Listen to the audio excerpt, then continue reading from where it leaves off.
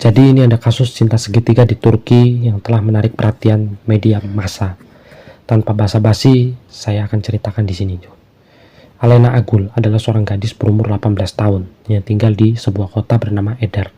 Sebuah kota itu adalah kota kecil di mana jumlah manusianya kurang lebih 880.000 jiwa yang terletak di Turki. Ia tinggal di sebuah kecamatan bernama Kecamatan Kasum yang terletak di bagian tengah kota itu, di mana kasus tersebut mungkin menjadi sebuah kasus yang viral dan kompleks di waktu itu. Kasus ini menyoroti kompleksitas dinamika kekuasaan dalam hubungan, di mana Alena terlibat hubungan asmara dengan seorang pria bernama Ngucek Argan, keturunan seorang pengusaha lokal terkemuka dengan yang bersekolah di lembaga pendidikan yang sama namun bergengsi juga. Lalu kejadian ini pada tanggal 30 September 2021. Kalau di Indonesia mungkin sedang memperingati hari G30 SPKI, tapi kalau di Turki sana mungkin ini kasus ini secara pribadi istilahnya adalah kasus pidana secara kecil ya, di mana Alena ditemukan tewas tergeletak di sebuah kompleks apartemennya dengan lokasi kematiannya menambah lapisan tragedi pada kasus itu. Sebelum jasadnya ditemukan sebuah surat perpisahan yang ditulis oleh Alena. Dalam surat itu menyatakan kalau satu-satunya menyebabkan kematiannya adalah Guan Argan, ayah dari pasangannya itu, istilahnya mertuanya. Surat itu sendiri menjadi bukti penting dalam penyelidikan. Lalu pihak kepolisian diberitahu dan segera mulai melakukan tindakan penyelidikan atas masalah itu, dan ditetapkan kalau Alena telah melompat dari lantai 5 gedung itu yang mengakibatkan kematiannya. Jenazahnya kemudian dikirimkan untuk pemeriksaan postmortem yang meliputi uji toksikologi dan studi mendalam mengidentifikasi penyebab pasti kematiannya. Lalu pihak penyelidikan menghadapi tantangan yang cukup besar karena keadaan kematian Alena itu yang sangat kontroversi. Apakah dia dihabisi oleh mertuanya atau dia mungkin juga jatuh karena bla bla bla. Lalu hasil toksikologi mengungkapkan kalau Alena memiliki kadar alkohol yang tinggi dalam aliran darahnya, yang menunjukkan kalau dia mungkin mabuk pada saat kematiannya. Mungkin juga karena dia minum sendiri atau dicekoki, juga nggak tahu. Analisis lebih lanjut menegaskan kalau kematiannya disebabkan beberapa patah tulang di seluruh tubuhnya dan pendarahan internal akibat terjatuh. Kadar alkohol dalam tubuhnya itu menimbulkan pertanyaan tentang kondisi mentalnya pada saat kejadian. Catatan perpisahan yang ditinggalkan Alena ditulis dengan lipstik dan diletakkan di rak sepatunya beberapa saat sebelum tindakan fatalnya itu terjadi. Insiden itu dengan cepat menjadi titik fokus pada pembicaraan di kalangan masyarakat. Dengan catatan perpisahan menarik perhatian yang cukup tinggi. Lalu teks lengkap surat itu menyatakan kalau kamu adalah orang yang tidak stabil secara mental, tidak memiliki pemahaman tentang akal sehat dan kemanusiaan, kamu menolak upaya saya untuk berkomunikasi dengan menyelesaikan masalah, menegaskan hak untuk melecehkan saya, dan terus-menerus mengancam saya. Kamu adalah orang yang bermasalah dan gila. Jelas bahwa kamu memaksakan hubungan dengan pasangan anak kamu pada 2 kesempatan dan terlibat dalam hubungan di luar nikah dengan pasangan teman-teman kamu. Saya tidak dapat menahan diri untuk mengatakan ini. Satu-satunya kesalahan saya adalah menaruh kepercayaan saya pada kamu. Tindakan yang memalukan itu telah mempermalukan saya. Tuduhan dalam surat tersebut menggambarkan gambaran yang mengganggu tentang perilaku Guan Argan kepada mantunya itu. Tragedi tersebut menimbulkan banyak pertanyaan tentang karakter Guan Argan dan keadaan yang menyebabkan hasil sangat buruk itu. Pada suatu kejadian, Guan 41 tahun adalah seorang maestro pelayanan yang makmur dan tokoh yang disegani di komunitas bisnis lokalnya itu. Ia juga seorang pria yang sudah menikah dan ayah dari 2 orang anak. Salah satu anaknya itu adalah pacarnya Alena. Kontras antara citra publik Guan dan tuduhan terhadap sangat mencolok. Namun pihak polisi menduga kalau Guan menyembunyikan telepon tersebut karena dapat berisi pesan dan foto yang membahayakan yang melibatkan dirinya dan Alena. Terungkap pula bahwa Alena sebelumnya telah mencoba untuk mengakhiri hidupnya. Insiden nahas itu sebelumnya terjadi pada tanggal 14 Mei 2020 di kota Istanbul, salah satu wilayah metropolitan di Turki itu. Saat itu Alena sedang memanjat beberapa lantai gedung yang sudah dia bangun di lingkungan Bagler Mahalaisi sebelum dia bisa bertindak. Penegak hukum turun tangan. Akhirnya insiden itu dibatalkan. Aksi penghabisan dirinya itu gagal. Upaya penghabisan dirinya itu sebelum itu menyoroti kerentanan dan keputusasaan Alena, dan masalah ini nggak diselesaikan secara kekeluargaan ataupun juga nggak ada pihak penengahnya. Itu ya udah, akhirnya semakin masalah ini yang semula itu masalah ini bisa menjadi masalah besar, dan ini nggak diselesaikan masalahnya. Nah, investigasi menunjukkan kalau tidak tindakan terkait dengan pertemuan yang dengan Guan sebelumnya pada hari itu. Ketika Guan dilaporkan menyerangnya, pihak berwenang selanjutnya mengungkapkan kalau Alena telah menjalin hubungan dengan ayah mertuanya yaitu Guan dalam beberapa waktu. Meski awalnya suka sama suka, dinamikanya berubah dan Alena mendapatkan dirinya menjadi sasaran pemaksaan dan penguntitan. Dalam sebuah pesan yang dikirim pada tanggal 15 Mei 2020, Alena menceritakan kepada seorang teman dekatnya, mengatakan kalau dia menyayangi Guan, dia semakin takut padanya dan merasa bijaksana untuk menjauhkan diri. Dalam kesaksian, Guan juga mengakui kalau dia dan Alena terlibat, tetapi tetap menyatakan kalau hubungan tersebut sepenuhnya atas dasar suka sama suka dan membantahlah tuduhan adanya ancaman, pemerasan dan kekerasan. Ia mengakui kalau ia nggak bertanggung jawab atas penyebab kematian Alena dan menceritakan kembali pertemuan terakhir mereka. Dengan bersikeras kalau itu hanya sekedar kebetulan, ia menyatakan kalau mereka telah mengunjungi apotek untuk membeli alat kontrasepsi darurat yang setelah selesai melakukan hubungan badan itu tanpa pengaman yang pada malam itu. Cerita-cerita itu saling bertentangan tentang hubungan antara Alena dan Guan yang membuat sulit untuk menentukan kebenaran siapa pelakunya. Kasus ini apa sebabnya? Pemicunya itu apa? Kasus ini menjadi perbincangan yang besar di medsos, tempat jadi perdebatan juga para netizen tentang kompleksitas persetujuan dan ketidakseimbangan kekuasaan dalam hubungan cinta segitiga antara bapak, anak, dan mantu. Ya. Lalu semua indikasi menunjukkan kalau Alena menghabiskan dirinya sendiri karena ia merasa terjebak dalam hubungan yang tidak dapat dihindari. Namun para penyidik, para ahli tidak mengesampingkan kemungkinan kalau Alena adalah korban tindak pidana.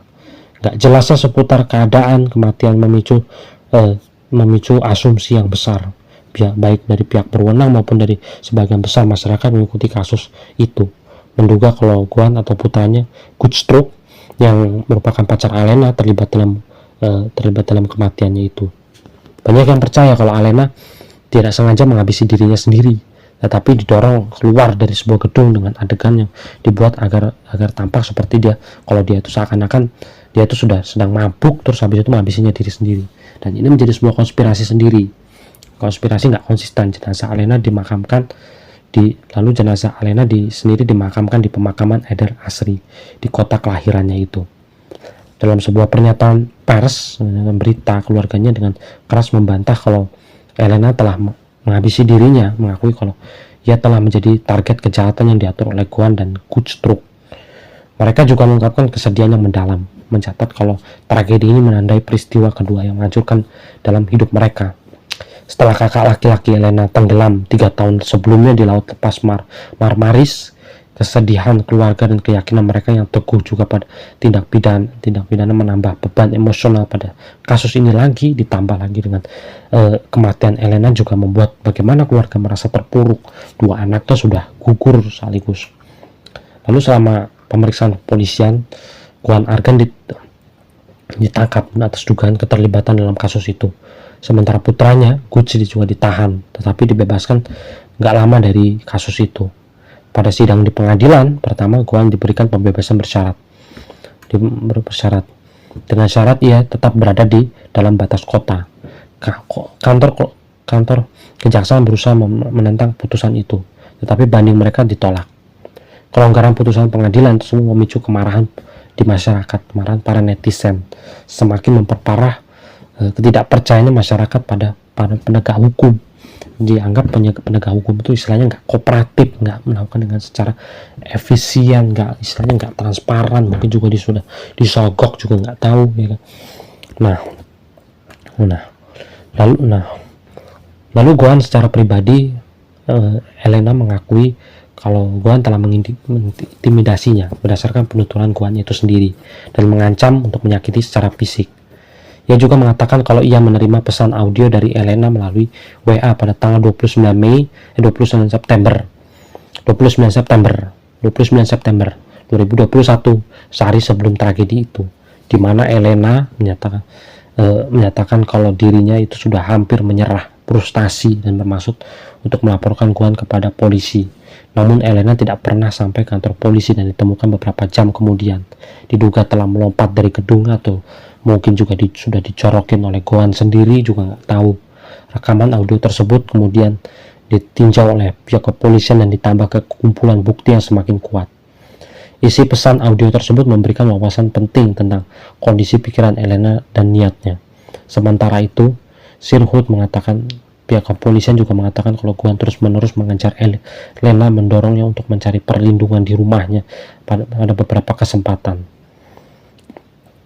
Informasi tambahan juga muncul dari seorang kerabat Elena yang mengidentifikasi sebagai Maris, namanya Maris. Maris menceritakan kalau percakapannya dengan Elena beberapa bulan sebelum insiden, di mana Elena mengakui kalau Guan telah melecehkannya melalui panggilan telepon dan juga pesan di medsos. Maris juga mendesak untuk mengajukan pengaduan resmi. Karena Maris itu sudah nyarankan ke Elena buat itu laporin aja ke polisi gitu loh. Mungkin sudah keterlaluan istilahnya. Saran yang awalnya dipatuhi Elena, saat di kantor polisi Elena memberitahu bibinya di Instagram kalau dia sedang bersiap untuk mengajukan laporan. Namun tak kenapa Elena mengirimkan pesan lain kepada bibinya beberapa jam kemudian, dan Elena pun nggak jadi ke kantor polisi yang menyatakan kalau dia telah menunda pengajuan pengaduan. Pesan-pesan yang saling bertentangan yang dikirim oleh Elena menunjukkan kemungkinan perubahan hati dan tekanan eksternal. Analisis aktivitas media sosial Elena mengungkapkan kalau detailnya lebih mengganggu. Lalu pada tanggal 8 September, setelah tragedi itu, dia mengirim pesan kepada Guan, bersikeras kalau mereka perlu membahas hubungan mereka, menggambarkan sebagai salah secara moral, dan mengirim pesan lalu menuduh Guan melakukan kejahatan dan menegaskan kalau dia telah berubah menjadi lebih jahat. Dia juga menuduh kalau dia telah menyebabkan kerusakan mentalnya Elena berakibat pada kasus itu. Lalu pada tanggal 27 September, 2 rekaman audio dibagikan secara daring melalui akun yang bernama Samex. Orang berbicara dalam rekaman itu diidentifikasi oleh penegak hukum sebagai Guan Argan. Terdengar memperingati Elena bahwa dia bukan orang yang bisa disakiti, dan selanjutnya menyatakan kalau perpisahan mereka sudah dekat. Perilisan rekaman ini secara signifikan mengubah opini publik. Selama penyelidikan, Guan mengaku telah mengirimkan pesan audio dan pesan teks yang menyertainya. Setelah mengumpulkan cukup bukti, pihak kepolisian menyelesaikan laporan mereka dan menyerahkan kepada jaksa, yang kemudian merujuk ke hakim ketua. Hal ini menyebabkan dikeluarkan surat perintah penangkapan untuk Guan Argan. Lalu pada tanggal 7 Oktober 2021, Argan ditangkap dan ditahan. Penangkapannya tersebut membawa rasa lega bagi keluarga dan penuduhan Elena. Penyidik polisi memutuskan bahwa tindakan Guan memainkan peran langsung dalam keputusan Elena mengakhiri hidupnya. Bukti menunjukkan kalau dia melakukan kontrol psikologis yang signifikan terhadapnya atau dicuci otaknya, mendorong dalam keadaan putus asa yang menyebabkan tragedi itu terjadi. Terungkap kalau Guan memiliki riwayat memangsa wanita yang jauh lebih muda. Katanya, merayu mereka dengan janji-janji uang dan hadiah melalui platform media sosial. Setelah kepercayaan mereka terjamin, ia akan membuat mereka mabuk dan memaksa mereka untuk berhubungan badan tanpa persetujuan mereka juga, menggunakan kekayaan dan pengaruhnya untuk menghindari akibat buruk. Jadi Guan menunjukkan kalau saya ini orang kaya, ya, intinya apa, siapapun wanita mungkin mau sama saya. Dan wanita itu dibujuk, dan saat sudah dibujuk dia diajak untuk bermain bersamanya dan berhubungan bersamanya, dicekoki dengan alkohol yang membuatnya dia mabuk. Nah, lalu bagaimana nasib dengan putranya, Gutstruk? Putra Guan juga diperiksa selama penyelidikan itu, tetapi tidak ditemukan bukti yang melibatkan dalam kematian Elena.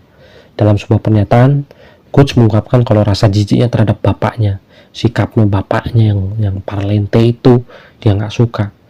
Pernyataan Guts menambah lapisan kompleks sivitas lainnya pada dinamika keluarga sudah susah. Persidangan Guan Argan dimulai pada tanggal 17 Maret 2021 dengan dihadiri oleh keluarga Elena, perwakilan hukum mereka, dan anggota Komisi Hak-Hak Perempuan. Saksi kunci juga datang untuk penuntutan adalah seorang perempuan muda yang identitasnya dirahasiakan, yang bersaksi bahwa kalau dia juga pernah menjadi korban perilaku kejahatannya Guan yang tukang manipulatif dan orangnya cenderung kasar. Dia menunjukkan bahwa banyak perempuan muda lainnya sudah dieksploitasi oleh Guan. Dia juga lebih lanjut merinci kalau Guan telah melontarkan ancaman kepadanya yang memaksa meninggalkan kampung halamannya karena takut, atau juga akan diancam berbagai macam, entah disiksa atau di apapun. Itu semua sudah dilontarkan, jadi membuat para korban pun merasa ketakutan. Lalu akhirnya di sisi lain pembela juga membantah tuduhan itu dengan menyatakan kalau Guan itu nggak seperti itu, nggak segalak itu, tidak ada dapat bertanggung jawab atas kematian juga Elena, ya. Jadi Elena mungkin bisa aja karena sudah frustasi, juga nggak tahu. Argumen pembelaan gagal meyakini pengadilan. Setelah berjam-jam berunding, akhirnya hakim bertanya kepada Guan apakah ia membuat pernyataan apapun sebelum putusan dijatuhkan. Setelah tetap diam selama beberapa waktu selama persidangan, Guan hanya mengakui tidak bersalah dan meminta untuk dibebaskan. Meskipun demikian, pengadilan menjatuhkan hukuman penjara seumur hidup kepada Guan dan menggunakan denda sebesar 10.000 lira atau sekitar 10.000 lira atau sekitar berapa nggak tahu lah kalau dirupiahkan. Hukuman tersebut memberikan keadilan bagi Elena dan keluarganya. Setelah putusan tersebut keluar, tim pembela Guan mengumumkan niat mereka untuk mengajukan banding atas keputusan itu. Yang mereka lakukan meskipun beberapa sumber menyatakan kalau hukuman tersebut belum dibatalkan. Keluarga Elena bersama dengan para pembela keadilan menyatakan lega karena puas, merasa cukup atas hukuman yang diberikan oleh si laki-laki dumpelang itu bernama Guan.